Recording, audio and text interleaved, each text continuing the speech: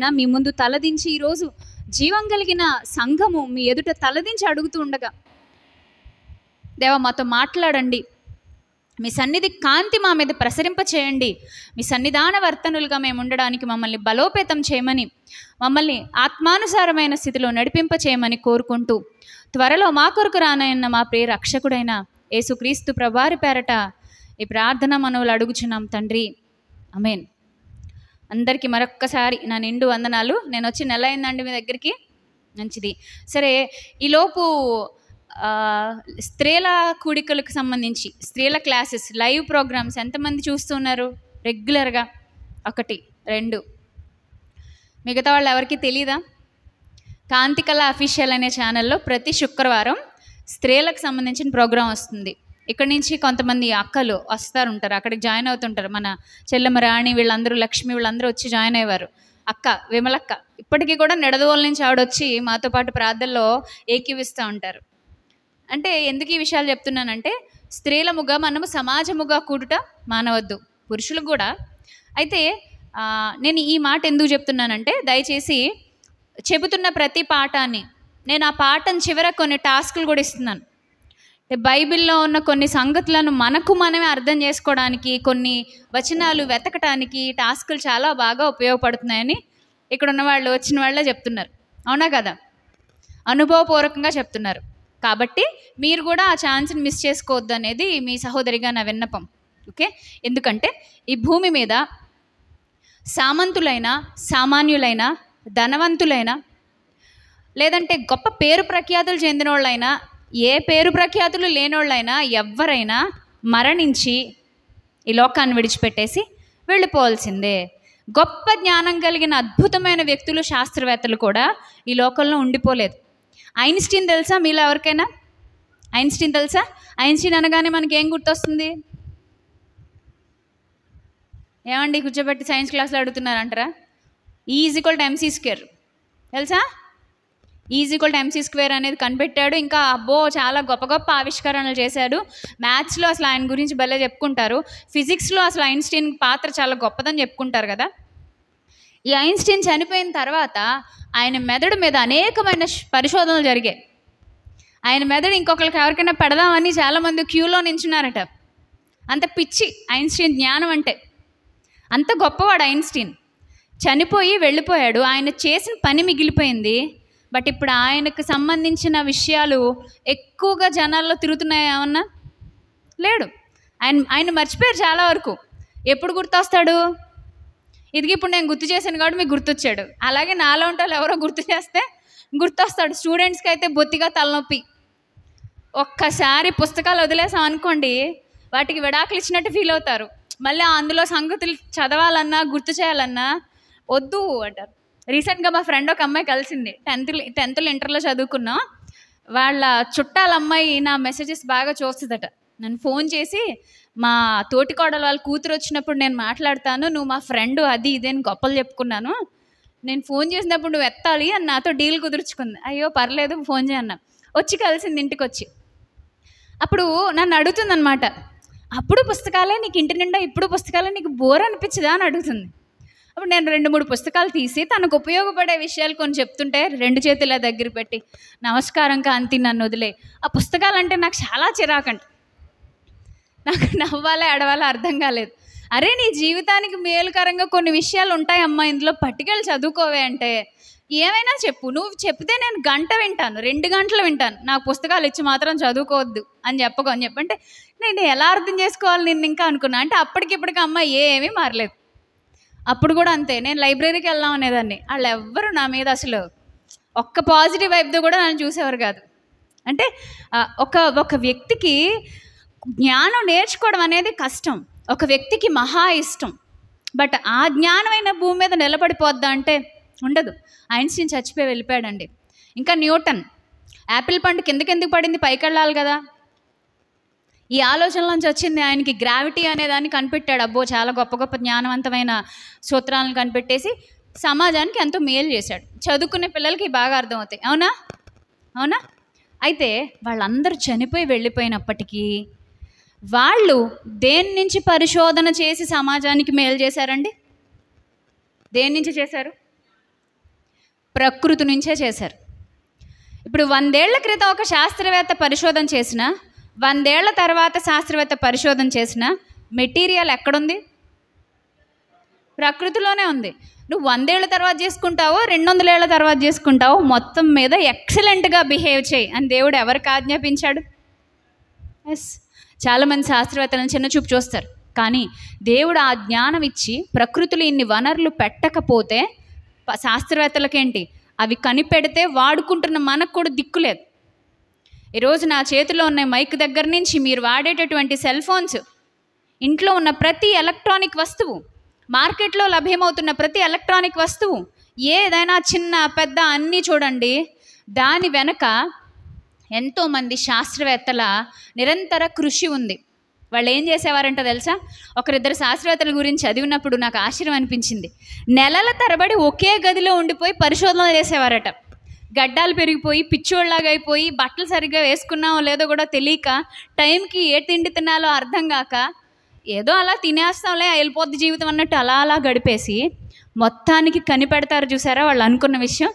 అప్పుడు బయటికి వెలుగులోకి వచ్చే మేము కనిపెట్టామని చెప్పిన తర్వాత, వాళ్ళని గుర్తించిన తర్వాత వెళ్ళి షేవ్ చేసుకొని నీట్గా డ్రెస్ చేసుకుని కోట్లు వేసుకుని అప్పుడు వచ్చి స్టేజ్లో ఎక్కి మాట్లాడేవారు. అప్పటిదాకా శరీరానికి వాళ్ళంత ఇంపార్టెన్స్ ఇవ్వలే. వాళ్ళని నడిపించింది ఏది అన్ని నెలల పాటు? జ్ఞానం. ఈరోజు క్రైస్తవులుగా మనకి జ్ఞానాన్ని దేవుడు దగ్గరగా ఉంచాడా, దూరంగా ఉంచాడా? చాలా దగ్గరగా ఉంచాడండి, చాలా దగ్గరగా ఉంచాడు. ఎందుకంటే ఒక అన్యజనుల్లో నుంచి పుట్టిన ఒక అమ్మాయిని తీసుకోండి, క్రైస్తవుల్లో నుంచి పుట్టిన ఒక అమ్మాయిని తీసుకోండి, వాళ్ళకున్న మూఢాచారాలు ఈరోజు మన అమ్మాయిలు పాటిస్తున్నామా? మన ఇంటి వారు పాటిస్తున్నారా? వాళ్ళు చిన్న చిన్న విషయాలకు భయపడతారు, జ్ఞానం లేని వాళ్ళు. కానీ జ్ఞానం ఉన్న వాళ్ళు ఏం చేస్తారు? భయపడరు, అర్థం చేసుకుంటారు. దాని గురించే బైబిల్ ఏమంటుంది తెలుసా? విశాల దృక్పథము. నేను చాలాసార్లు ప్రస్తావిస్తూ ఉంటాను ఈ మాట. ఏ మాట అది? హృదయ విశాలత. ఎక్కడుందో తెలుసా ఆ మాట బైబిల్లో? 2 చోట్ల ఉంటుంది, 2 చోట్ల ఉంటుంది. నాకు చాలా చాలా ఇష్టం. ఒక టాస్క్ అనుకోండి, ఇప్పుడు మీరు అది ఎత్తుక్కుంటూ కూర్చున్నారనుకోండి, నా కాళ్ళు నొప్పి వచ్చి నేను ఇక్కడే కూర్చుంటాను. మీరు మొదలెట్టేశారు అప్పుడే, బైబిల్స్ తీసేసి మొదలెట్టేసి ఎతికేస్తున్నారు అప్పుడే. ఎత్తుక్కోండి, ఇంటికి వెళ్ళిన తర్వాత ఈ వారం అంతా ఎత్తుక్కోండి. ఎవరి దగ్గరైనా నా నెంబర్ ఉంటే మీరు నాకు వాట్సాప్ చేయండి, లేదంటే మళ్ళీ నెలలో వస్తాను కదా నేను, అప్పుడు చెప్పండి. ఓకేనా? విశాలత, హృదయ విశాలత, విశాలం. యాప్స్ యూజ్ చేయొద్దు. అంత తెలివి. బైబిల్ యాప్స్ యూజ్ చేసి సెకండ్లో చెప్పేయచ్చు. అది కాదు. కానీ నువ్వు ఏదైనా ఒక వచనాన్ని చదవడానికి లేదా వెతుక్కోవడానికి మొదలు పెట్టావు అనుకో, అది వెతికేటప్పుడు నీకు 100 కొద్ది వచనాలు తగులుతాయి. ఈ ఎక్స్పీరియన్స్ ఎంతమందికి ఉంది ఇక్కడ? అవునా కదా? అవునా కదా? ఒకటే వెతకాలండి మీరు. ఆ ఒకటి వెతికేటప్పుడు ఇంకా ఎన్నో వచనాలు మీ కళ్ళ ముందుకు వస్తాయి. ఎంత నేర్చేసుకుంటామో అసలు. ఎవరో వాక్యం చెప్పినప్పుడు రానంత ఆనందం మనంతటి మనం వెతుక్కుంటూ ఉంటే, అరే ఈ మాట నాతో మాట్లాడుతుంది, అరే ఈ మాటే కదా, మనం అండర్లైన్ చేసుకుని మళ్ళీ డైరీ తీసుకుని లేదా బైబిల్లోనే ఒక పక్క రాసుకొని ఎంత బాగుంటుందో కదా. ఒకసారి ట్రై చేయండి, ఈ వారానికి ఇది ట్రై చేయండి. ఎంతమంది వెతుక్కుంటారు? మిగతా వాళ్ళకి ఏంటి, ఏం అడ్డొస్తుంది? మీరు చెప్పడే మేము వెతకడం ఏంటి అనుకుంటున్నారా ఏంటి? వెతకడానికి తీరిక లేదా? పాపం కోరికే లేదా? అసలు ఓపికే లేదా? ఏమండి సహోదరులు, వెతుకుతారా? ఏం వెతకాలి? Very good. సరే, ఇది ఇప్పుడు నేను విశాలత గురించి ఎందుకు మాట్లాడుతున్నాను? మీరు అందరూ ఇక్కడే ఉన్నారు లేదో టెస్ట్. నేను ఇక్కడే ఉన్నాను. విశాలత గురించి ఎందుకు మాట్లాడుతున్నాను? జ్ఞానం ఉన్నవాడు విశాలంగా ఆలోచిస్తాడు, జ్ఞానం లేనివాడు ఇరుకుగా ఆలోచిస్తాడు. మన భారతదేశంలో కొన్నాళ్ల క్రితం అజ్ఞానపు చీకట్లు అలుముకున్నాయి, జ్ఞానం లేదు, అందుకే ఇరుకుగా ఆలోచించారు. ఎవరొచ్చి మరి జ్ఞానాన్ని ఇచ్చారు వాళ్ళకి? చాలామంది మిషనరీస్ వచ్చారు, క్రీస్తు నమ్ముకున్న వాళ్ళు వచ్చారు. అరే భర్త చచ్చిపోతే అలా చితి మీద భార్యను పడేయకండ్రా, ఎందుకురా మీకు ఇలాంటి దురాగతాలు అని చెప్పేసి నెత్తి నోరు కట్టుకొని వాళ్ళని అందులోంచి విడిపించారు. ముసలోళ్ళకి తాతలకి ఇచ్చేసి చిన్న చిన్న పిల్లల్ని పెళ్ళిళ్ళు చేసేయకండి, పెళ్ళంటే అర్థం అది కాదయ్యా, వివాహం అన్ని విషయంలో ఘనమైందని చెప్పి అందులో మళ్ళీ వెలుగునిచ్చారు. ఇలా ఒకటా రెండా చెప్పండి ఎన్ని వ్యవస్థల్ని మన వాళ్ళు వచ్చి, మిషనరీలు, క్రీస్తుని అనుసరించే వాళ్ళు వచ్చి ఎన్ని వ్యవస్థల్ని మార్చారు. అదంతా ఈరోజు మాట్లాడరు. మాట్లాడితే మత మార్పిడి అంటారు. కానీ కొన్ని బుక్స్ ఉంటాయి, మీరు క్రిస్టియన్ లైబ్రరీస్కి వెళ్ళినప్పుడు ఒకసారి మీరు భారతదేశ చరిత్రలో క్రైస్తవ మిషనరీల పాత్ర లేదా సతీ సహగమనం వెనక భారతీయుల పాత్ర, ఇలాంటి మిషనరీ బుక్స్ ఉంటాయి. మీరు ఒకవేళ ఎవరికైనా బుక్స్ కావాలంటే ఒకసారి నన్ను సంప్రదించండి. అందులో ఒకళ్ళిద్దరి ఆదర్శ రచయితల నెంబర్స్ నా దగ్గర ఉన్నాయి, కావాలంటే నేను మీకు ఇస్తాను. అవి మరి పనిచేసిన లేదో నాకు తెలీదు, కానీ ఆ ఫొటోస్ ఏమైనా పెట్టమంటే మీకు ఇస్తాను. మీరు ఎప్పుడైనా బయట లైబ్రరీస్కి వెళ్ళినప్పుడు, అది క్రిస్టియన్ బుక్స్ లైబ్రరీస్ ఉంటాయి కదా, అక్కడికి వెళ్ళినప్పుడు వెతుక్కోండి. ఖచ్చితంగా చదవాలండి, తెలుసుకోవాలి. ఎందుకంటే జ్ఞానం లేకపోతే మనిషి గుడ్డోడైపోతాడు. జ్ఞానం లేకపోతే మనిషి కళ్ళు మూసుకుని ప్రవర్తిస్తాడు. జ్ఞానం ఉన్నప్పుడు మనోనేత్రాలు వెలిగించబడతాయి. జ్ఞానం ఉన్నవాడు ఎలా ప్రవర్తిస్తాడు అంటే ఒకటేనండి గుర్తు, అంటే ఒకటనే అంటే కూడా ఒకటి రెండు నేను కొన్ని లక్షణాలు చెప్తాను. జ్ఞానం ఉన్నవాడు ఎలా ప్రవర్తిస్తాడంటే ప్రతిదానికి కోపపడడు. జ్ఞానం ఉన్నవాడు ప్రతి వాళ్ళని ఒక చట్రంలో పెట్టి ఆలోచించడు. జ్ఞానం ఉన్నవాడు తన వే ఆఫ్ థింకింగ్లో ఇతరులను చూడడు. ఎలా వినండి జాగ్రత్తగా, జ్ఞానం ఉన్నవాడికి లక్షణాలు ఏం చెప్పానండి? ప్రతిదానికి కోపడ్డు, తోక తొక్కిన కోతిలాగా ఎగరడం అనమాట. మరి ఇప్పుడు మీకు జ్ఞానం ఉందో లేదో మీరు టెస్ట్ చేసుకోవాలి. నెక్స్ట్ రెండోది ఎస్, తన చట్టంలోనే అందరినీ ఇరికించేసి చూడ్డు. వీళ్ళేంటండి అలా ఉన్నారు, వీళ్ళు ఇంతే. ఇంకా నాకు తెలుసు ఇలాంటి వాళ్ళకి ఇలాంటి పిల్లలే పుడతారని నాకు బాగా తెలుసు. ఇలా అంటారు కదా, ఎవరి పిల్లలైనా ఏమన్నా నాకు తెలుసు ఇంత గొప్ప తల్లిదండ్రులకి ఇంతకు మించి కొడుకులు కూతుర్లు ఇంకెలా పుట్టేస్తారులే. నువ్వెవరు డిసైడ్ చేయడానికి? అంటే ఎవరో ఒకళ్ళిద్దరు ప్రవర్తన బట్టి నువ్వు మొత్తానికి ముద్రేసేస్తావు. అంటే జ్ఞానం ఉందా నీకు? లేదా? లేదు, జ్ఞానం లేదు. జ్ఞానం ఉన్నవాళ్ళు ఓర్పు లేకుండా ప్రవర్తించరు ఎప్పుడు. ఇది కూడా రాసుకోండి. జ్ఞానం మనలో ఏం పెంచుతుంది? ఎస్. అయితే నేను ఏ జ్ఞానం గురించి మాట్లాడుతున్నాను? దైవ సంబంధమైన జ్ఞానమే తప్ప లోక సంబంధమైన జ్ఞానం కాదండి. లోక సంబంధమైన జ్ఞానం ఎథిక్స్ నేర్పించలేదండి. ఎథిక్స్ అస్సలు నేర్పించలేదు. మీకు ఒక విషయం చెప్తాను. ఈ సంవత్సరంలోనే 2023 అనుకుంటా, ఒక ఆవిడ తన పిల్లోని చంపేసి సూట్ కేసులో పెట్టేసుకుని పట్టుకెళ్ళిపోయింది. వార్త విన్నారా? ఎవరైనా విన్నారా? ఎక్కడ జరిగింది అది? బెంగళూరు కదా, బెంగళూరులో జరిగింది. ఆవిడ ఎవరో తెలుసా మీకు? ఎవరావిడ? ఒక CEO అంటే తెలుసా? ఒక కంపెనీని తన చేతుల మీద నడిపించే ఒక అద్భుతమైన వ్యక్తి. ఇంకొక విషయం కూడా చెప్తాను. ఆవిడ దేనికి CEO తెలుసా? ఈ ఆర్టిఫిషియల్ ఇంటెలిజెన్స్ అని ఈ మధ్యకాలంలో ఒక కోర్స్ వచ్చింది. అంటే రోబోటిక్స్లోకి అది కూడా వర్తిస్తుంది అనుకుంటా. ఆర్టిఫిషియల్ ఇంటెలిజెన్స్ అంటే రోబోలు మామూలుగా మాట్లాడవు, ఏ పని చేయవు, మనం కదిలిస్తేనే అవి కదులుతాయి. వాటికి ఎథిక్స్ నేర్పించే ఒక కోర్స్ అంటే ఇది. ఎథిక్స్ అంటే ఇప్పుడు ఆ టీవీ పెట్టి పడాయంటే టీవీ పెట్టి తీసి కింద పడేస్తాయి కదా రోబోలు. అలా కాకుండా టీవీ ఇవిడ పెట్టమంటున్నారంటే స్విచ్ ఆన్ చేయమంటున్నారని మనకు తెలుసు. అంతే కదా. ఒరే ఆ ఫ్యాన్ వేసి తగలడరా బాబు అన్నారు అనుకోండి, అంటే ఏంటి అర్థం? ఫ్యాన్ వెయ్యి, కానీ అవతల చెప్పే వ్యక్తి ఏ మూడ్లో ఉన్నాడు? మంచి మూడ్లో లేడు. ఫ్యాన్ వేసి తగలడు, ఆ తలుపులేసి తగలడు, తొందరగా లోపలికి వచ్చి తగలడు, బయట చెత్త అంతా లోపలికి వస్తుంది. భర్తలు కొన్నిసార్లు ఇలా రియాక్ట్ అవుతారు, తొందరగా కిటికీలు వేసి తగలడు, దోమలు వచ్చేస్తాయి లోపలికి. అంటే ఇలా ఉంటుంది కదా వే ఆఫ్ టాకింగ్. అంటే తగలడు అంటే అర్థం ఏంటి అసలు? నార్మల్గా తగలడు అనేది ఆ అక్షరార్థంలో తీసుకుంటే నాశనం అయిపో, కాలిపో అని అర్థం. తలుపులు వేసేసి వెళ్ళిపోయి కెరోసిన్ పోసేసుకుని అంటించేసుకుంటుంది అనుకోండి, అదేం ఎలా ఉందండి అది అసలు? నువ్వు ఎలా చెప్పావో అలాగే అక్షరాల చేస్తున్నట్టు. ఇంకొకటి చెప్తాను, ఇక్కడ చాలామంది క్రైస్తవులు దీన్ని ఇలా తీసుకునే మూర్ఖులు కూడా ఉన్నారు. స్త్రీ మాటలాడుట సంఘములో నేను ఒప్పుకోను అన్నారు పౌల్ గారు. షటప్ అన్నారు. షటప్ అంటే ఆ టైంకి షటప్, లైఫ్ లాంగ్ నువ్వు షటప్ అంటే నోటి మీద వెళ్ళేసుకుని కూర్చోమని కాదు. క్లాస్లో teacher shut up, finger on your mouth అందనుకోండి, ఏం చేస్తాం? ఇలా పెట్టుకుని ఇలాగే పెట్టుకుంటాం, పక్క వాళ్ళతో ఇలా మాట్లాడుతుంటాం. క్లాస్లోంచి బయటకు వచ్చాక వేలు తీసి మాట్లాడతాం లేదా? కానీ క్రైస్తవులకి ఎలాగ అర్థమైనాయి కొన్ని సిచ్యువేషన్స్. నాకు అందుకేనండి ప్రతిరోజు కామెంట్స్ వస్తుంటాయి, నిన్న ఎవడ వాక్యం చెప్పమన్నాడు, నీకేం పని, ఇంటికి వెళ్ళి వంట చేసుకో, పిల్లల్ని చూసుకో, లేదంటే కొంతమంది అంటారు తొందరగా పెళ్లి చేసుకో. మొన్న ఎవరో పెళ్లి సంబంధాలన్నా చూడమంటావా, ఎందుకు నీకు ఈ బైబిల్ పట్టుకున్నావు అంటే, ఎవరో పాపం మధ్యలో ఎవరో కొంచెం మంచి మనసున్న మీలాంటి అన్నయ్యలు అక్కల ముందుకు వచ్చి, నువ్వు చూడక్కర్లేదు నాయన, ఆవిడకి ఆల్రెడీ పెళ్ళైపోయింది, 2 పిల్లలు కూడా ఉన్నారు, నువ్వు ఎక్కువ బాధపడుకుని నీకు ఇష్టం లేకపోతే ఆ వీడియోలు చూడడం మాని అని కింద కామెంట్ పెట్టారు. అంటే ఇలా మనం దేవుని వాక్యం చెప్పకూడదు, స్త్రీ వాక్యం చెప్పకూడదు అనే ఒక కాన్సెప్ట్ ఎవరిలోంచి వచ్చిందండి? అసలు ఫస్ట్ క్రైస్తవుల్లో నుంచే వచ్చింది. ఎందుకంటే వాళ్ళు ఆ భావాన్ని భావంగా తీసుకోకుండా డైరెక్ట్ లిటరల్గా తీసుకున్నారు, అక్షరార్థంగా తీసేసుకున్నారు. ఇప్పుడు నేను ఇది ఎందుకు చెప్తున్నానంటే, ఎక్కడి నుంచి వచ్చింది ఇదంతా? ఆ మహాతల్లి నుంచి వచ్చింది, బెంగళూరు నుంచి రాజమండ్రికి వచ్చింది. ఆవిడ ఈ రోబోలకి అక్షరార్థంగా పనిచేయడం కాకుండా ఎథిక్స్ నేర్పించే విభాగం అట.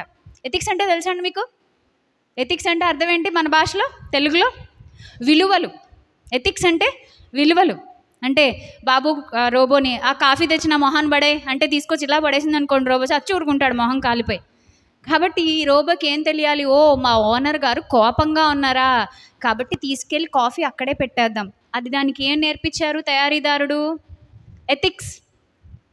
అలాంటి ఎథిక్స్ నేర్పించే ఒక విభాగంలో పనిచేసే పని మనిషి కూడా కాదు, ఉద్యోగస్తురాలు కాదు, ఆ ఉద్యోగస్తులకి పైన పనిచేసే యజమానురాలు. వాళ్ళ ఆయన మీద కోపంతో విడాకులు తీసేసుకొని ఆ పిల్లాడి మొహం వాళ్ళ ఆయన చూడకూడదన్న ఉద్దేశంతో వాడిని చంపేసి 4 ఏళ్ళ పిల్లాడిని సూట్ కేసులో పెట్టేసి ఎక్కడికో తీసుకెళ్ళిపోవడానికి రెడీ అయిపోయిందంటే ఎంత మూర్ఖత్వం ఇది! అంటే జ్ఞానం అనేది మనిషి యొక్క మనోనేత్రాలను ఏం చేయాలి? వెలిగించాలి. జ్ఞానం మనిషిని ఒక ఉన్నతమైన స్థితిలో నిలబెట్టాలి. ఇందాక నేను చెప్పాను జ్ఞానానికి ఉన్నటువంటి కొన్ని క్వాలిఫికేషన్స్. జ్ఞానము త్వరగా, తర్వాత తన చట్రంలో నుంచే ఎదుటి వాళ్ళని అంచనా వేయదు, తర్వాత ఓర్పు కలిగి ఉంటుంది, దేవుని జ్ఞానమే, తర్వాత విశాలతతో ఉంటుంది. మీకు ఒక అద్భుతమైన జ్ఞానం కలిగిన వ్యక్తిని చూపించిన మాటలు ముగిస్తా. అన్నయ్య వచ్చేసారు, సమయం ఇవ్వాలి కాబట్టి తర్వాత అధ్యయనం చేసే బాధ్యత మీకే విడిచిపెట్టేసి నేను వెళ్ళిపోతా. ఇది కూడా ఒక టాస్క్ అనుకోండి. ఇందాక ఒక టాస్క్ ఇచ్చాను కదా, ఏంటా టాస్క్? అది 2 చోట్ల ఉంటుంది. Without using any Bible apps మీరు ఆన్సర్ కనుక్కోవాలి. ఓకే, యాప్స్ యూజ్ చేస్తే ఈజీగా కనిపెట్టేయచ్చు. అని మీ మట్టుకు మీరు సాధన చేస్తున్నారంటే చాలా బాగా దాన్ని మీరు తొందరగా కనిపెట్టగలుగుతారు. ఓకేనా? ఇర్మియా గ్రంథము, దయచేసి అందరూ బైబిల్ ఓపెన్ చేయండి. ఇర్మియా గ్రంథము 36వ అధ్యాయంలో ఒక అద్భుతమైన వ్యక్తి మనకు కనిపిస్తాడు. ఇక ఇతని గురించి ఇంకెక్కడ మనకి వేరే చరిత్రలు ఎక్కడ కనబడదు. జాగ్రత్తగానండి. బైబిల్ చదివే అలవాటు ఉన్న వాళ్ళకి, చరిత్ర చదివే అలవాటు ఉన్న వాళ్ళకి ఈ విషయాలు సుపరిచితమే, లేదంటే పైకి కిందకి చూడాలి. ఓకేనా? బైబిల్ అందుకే బాగా చదవడం నేర్చుకుంటే మనం చాలా బాగా జ్ఞానంలో ఎదుగుతాము, అట్ ద సేమ్ టైం ప్రేమలో కూడా క్షేమాభివృద్ధి పొందుతాం. ఎందుకంటే ఒకటి గుర్తుపెట్టుకోండి, జ్ఞానం ఉప్పొంగ చేయిస్తుంది. వెంటనే ఫిల్ ఇన్ ద బ్లాంక్. మళ్ళీ చెప్పనా? జ్ఞానం ఉప్పొంగ చేయను, జ్ఞానం ఉప్పొంగ చేయను. Very good. ప్రేమ, ఎస్. జ్ఞానం ఏమో ఇలా పెరిగిపోయి అలా అలా అలా అలా పొంగిపోయేలా చేసేద్దట. ప్రేమ వచ్చి ఏం చేద్దట? నీళ్ళు చల్లేసి చల్లారు నాన్న, జాగ్రత్త, లిమిట్స్లో ఉండు అంటదనమాట. దేవునికి ఆ 2 కలిసి అడుగులేయడం అనేది చాలా ఇష్టం. అర్థమైందా? రెండింటితోనూ మన లైఫ్ ముందుకు వెళ్ళడం అనేది చాలా ఇష్టం. ఏదో ఒకటే ఉంటే సరిపోదు, రెండింటినీ సంపాదించుకోవాలి. రోజు రోజుకి అందులో డెవలప్ అవ్వాలి. ఈరోజు నీలో ప్రేమ తక్కువైందని నీ ఇంట్లో వాళ్ళు అంటున్నారా, లేదా నీ చుట్టుపక్కల ఉన్న వాళ్ళు నీ గురించి సాక్ష్యం ఇస్తున్నారా? ఏం పర్లేదు, దేవుడు ఇంకొక రోజు నీకు ఛాన్స్ ఇచ్చాడు. నువ్వు బతుకుతున్నావంటేనే నీకు కొత్త అవకాశం వచ్చింది. నువ్వు కొత్త సంగతులు నేర్చుకోవాలి, కొత్తగా నీ జీవితాన్ని నువ్వు టర్న్ చేసుకోవాలి. మంచి మంచి ఆలోచన విధానాలతో, పాజిటివ్ వైబ్రేషన్తో నీ బ్రతుకుని ముందుకు తీసుకెళ్ళాలి. సరే, ఇప్పుడు మనం ఎక్కడున్నాం? ఇర్మియా గ్రంథం 36వ అధ్యాయం కదా.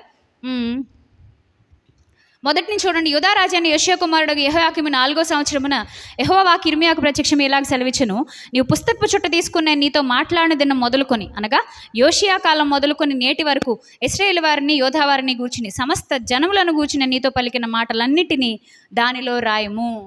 ఎవరికి చెప్తున్నాడండి మాటలు? ఒక పాయింట్ ఆలోచిద్దాం.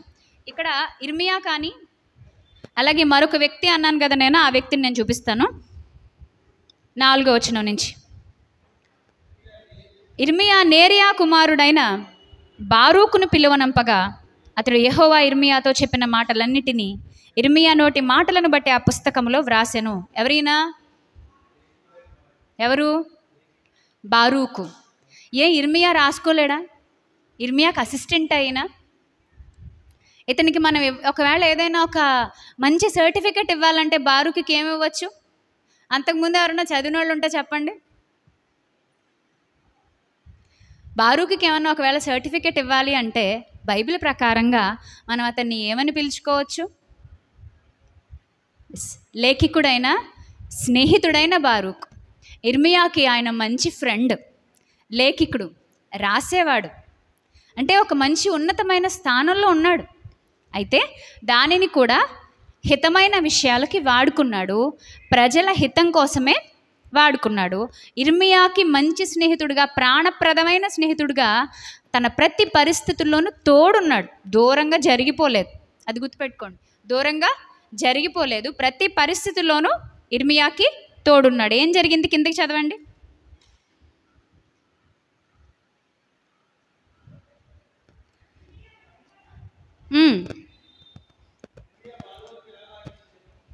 ఓకే,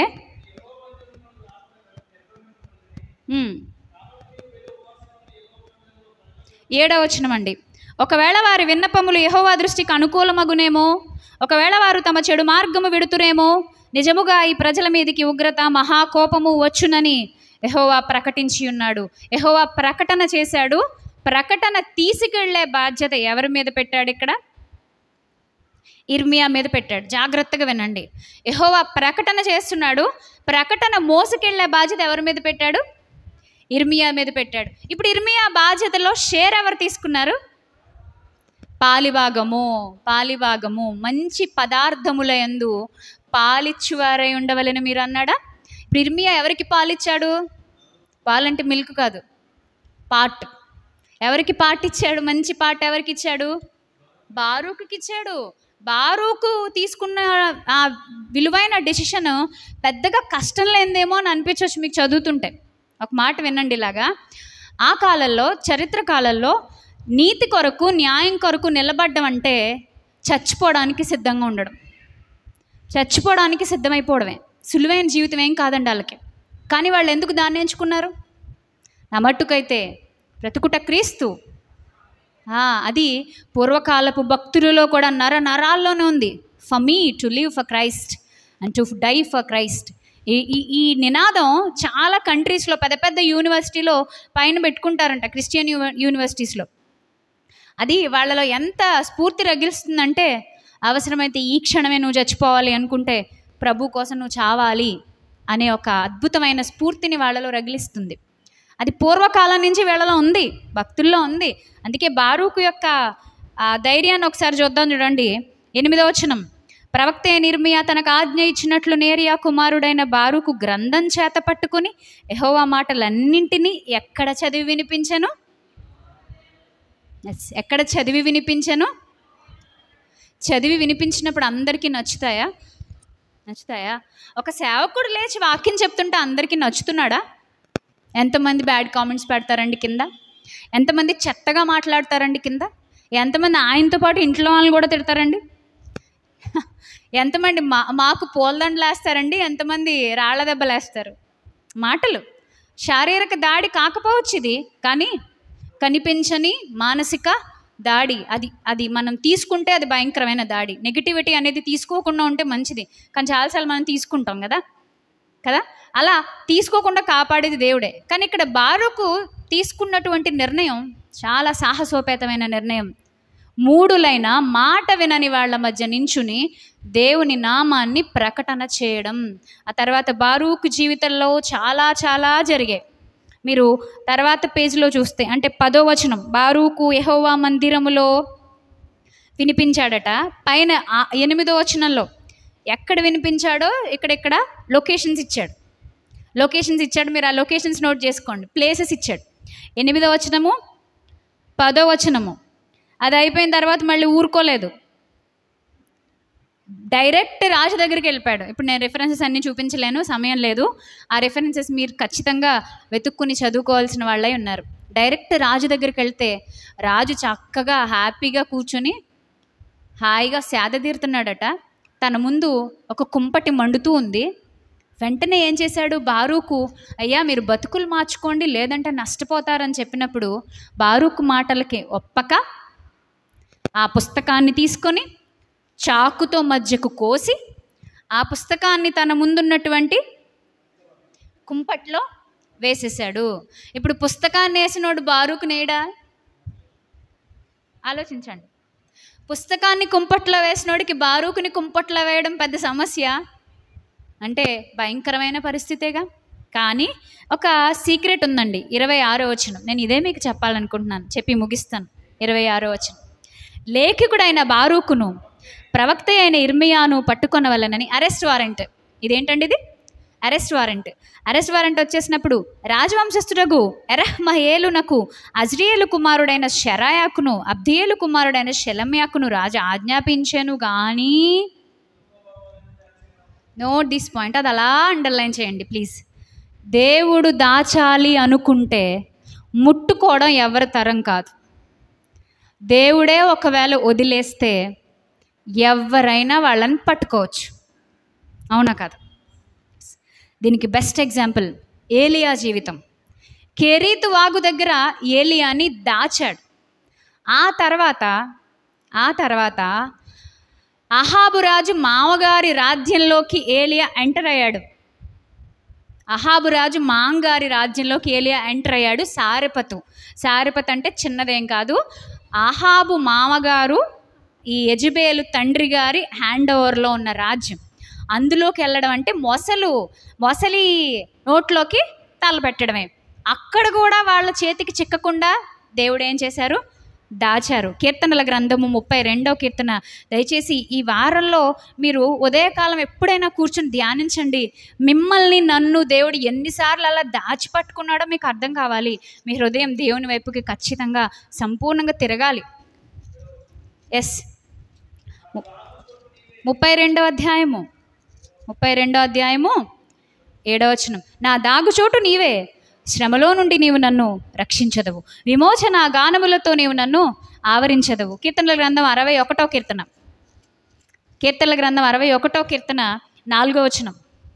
3 కూడా తర్వాత చూడండి. 4 యుగ యుగములు నేను నీ గుడారంలో నివసించదును, నీ రెక్కల చాటున దాగుకొందును. నీ రెక్కల చాటున దాగుకొందును. దాగుచోటు, ఏ ప్రొటెక్టివ్ ప్లేస్. దాగుచోటు, దాక్కునే ప్లేసు ఎంత అభయాన్ని ఇస్తుంది. దాక్కునే ప్లేసు ఎంత ధైర్యాన్ని ఇస్తుంది. ఇక్కడ దాక్కున్నాను అమ్మయ్య, నేను ఎవరికి దొరకను. ఎంత మంచి అద్భుతమైన ఫీల్ లోపల నుంచి వస్తుంది. అదే ఈరోజు నేను నిన్ను అడుగుతున్నాను, దేవుని రెక్కల చాటున ఉన్నాననే ధైర్యం మీకుందా? నాకేం పర్వాలేదు, నేను ధైర్యంగా ఉన్నాను, నా ప్రభు నాకు తోడు అనే ఆ స్థితి, ఆ విలువైన భరోసా మీ మనసాక్షి మీకు ఇవ్వగలగాలి. ఏ పరిస్థితుల్లోనైనా నీ భక్తి నీ నిరీక్షణకు ఆధారము కాదా? నీ భక్తి నీలో ధైర్యం పుట్టించదా అని అడుగుతాడు. హబక్కుకు చెప్పినట్లుగా అంజూరపు చెట్లు ఫలించినా ఫలించకపోయినా, ద్రాక్ష చెట్లు పూసినా పూయకపోయినా, శాలలో పశువులున్నా లేకపోయినా, చేనులో పైరు పంటకు రాకపోయినా, నా ఇంటికి ఏదైనా వచ్చినా రాకపోయినా, నేను లేమిలో ఉన్నా కలిమిలో ఉన్నా, నేను అన్నింటిలో అన్ని విషయాల్లో సమృద్ధిగా ఉన్నా, నా పిల్లలు నా మాట వింటున్నా, నా పిల్లలు సక్సెస్ అయినా అవ్వకపోయినా, లోకం నన్ను చూసి అబ్బో ఎంత గొప్పగా ఎదిగిపోయారు అని అనకపోయినా, లేదా ఏం బతుకండి వీళ్ళకి అసలు ఎదుగుదలే లేదు, బొత్తిగా చర్చికి వెళ్తున్నారు, మళ్ళీ సత్యం తెలుసు అంటున్నారు, వీళ్ళు అప్పులేంటి తీరట్లేదు, సత్యం తెలుసు అంటున్నారు, వీళ్ళు కష్టాలేంటి తీరట్లేదు, అసమానం హాస్పిటల్ పాలే అయిపోతున్నారు, మీ వెనకాల ఎన్ని గోతులు తీసినా, మీ మీద ఎన్ని నిందలు వచ్చినా, whatever it may be, ఏ పరిస్థితుల్లోనైనా నా దాగుచోటు నీవే దేవా చెప్పగలిగిన వాళ్ళంగా ఉన్నాము మనం. బారూకు దానికి బెస్ట్ ఎగ్జాంపుల్. యెహోవా దాచాడట, అందుకే తర్వాతి తరాలకు కూడా మిగిలిపోయే విధంగా బారూకు అద్భుతమైన జ్ఞానాన్ని, అద్భుతమైన ప్రకటనను చేసేసాడు. మనకి ఎక్కువ శాతం ఇర్మియా గ్రంథం అంటే ఇర్మియాయే కనిపిస్తాడు. ఆయన చేసిన పరిచయే గుర్తొస్తుంది మనకి. బికాజ్ ఆయన వీపింగ్ ప్రాఫెట్ అన్నారు, విలపించే ఒక ప్రవక్త. ఏడుస్తూ ఉన్నాడట ప్రజల కోసం. కానీ ఏడ్చే ఆ ప్రవక్త వెనకాలే ఆయనతో పాటు చేయి పట్టుకుని, నేనున్నానయ్యా నీతోటి, నేను కూడా మన ప్రజల కోసం ఏడుస్తానని ఆ కన్నీటి బొట్టు వెనక ఇంకొక కన్నీటి బొట్టు రాల్చిన ఒక అద్భుతమైన వ్యక్తి అండి బారూకు. మాట్లాడితే ఇంకో గంట ఇచ్చినా సరిపోదేమో, కానీ మీరు ఇంటికి వెళ్ళి ఒకసారి బారూకు గురించి ఇంకా ఏ ఏ అధ్యాయాల్లో ఉంటుంది దయచేసి సెర్చ్ చేయండి. హృదయ విశాలతను గురించి కూడా సెర్చ్ చేయండి. దేవుడు మీకు కట్టి హృదయ విశాలతనిచ్చి దాగుచోటుగా ఆయన మనకు తోడుగా ఉండి ఎల్లప్పుడూ కాచి కాపాడును గాక. ప్రార్థన చేసుకుందామా? దయగలిగిన మా తండ్రి, కృపగలిగిన మా రాజా, మా దాగు చోటైన మా దేవా, మీ ఘనమైన నామానికి స్తోత్రాలయ. మమ్మల్ని ప్రేమించి ఆదరించి కృప చూపించి ఇక్కడ నిలబెట్టారు తండ్రి. మీ రెక్కల చాటున మాకు ఆశ్రయము, మీలోనే మాకు జీవం, మీలోనే మాకు ఆనందం. ఈ లోకం శాశ్వతం కాదని తెలిసిన దగ్గర నుంచి మిమ్మల్ని గట్టిగా పట్టుకోవడం మాకు నేర్పించారు. నిన్ను ముట్టినవాడు నా కనుగుడ్డు ముట్టినవాడు అని ఒక అద్భుతమైన అభయహస్తాన్ని మాకు చూపించి మీ అరచేతులలో మమ్మల్ని చెక్కుకొని ముదిమి వచ్చే వరకు చంకబెట్టుకొని ఎత్తుకునేంత గొప్ప ప్రేమను రుచి చూసే శక్తినిచ్చారు. దానిలో నుంచి ఎక్కడ ఉన్న ఏ ఒక్కరు తప్పిపోకుండా కాపాడండి అయ్యా. లోకంలో ఎన్నొచ్చినా ఏం జరిగినా, లోకం మమ్మల్ని ఏ విధంగా అంచనా వేసి లోకపు లెక్కలు చట్రాల్లో మమ్మల్ని పెట్టడానికి ప్రయత్నించిన మేం మాత్రం వాటిలో ఇరుక్కుపోకుండా నిరంతరం మీ వైపు చూడగలిగిన శక్తి దయచేయండి. మీ కుమారుని ద్వారా ఇంకా లోతైన విలువైన సంగతులు మాట్లాడి బలపరచమని, ఈ మాటలు విన్న మీ పిల్లలందరికీ గ్రహింపు నేర్పించమని కోరుతూ యేసువారి పేరట ఈ ప్రార్థన సమర్పిస్తున్నాం తండ్రి. ఆమేన్. అందరికీ మరొకసారి నా హృదయపూర్వక వందనాలు. Thank you.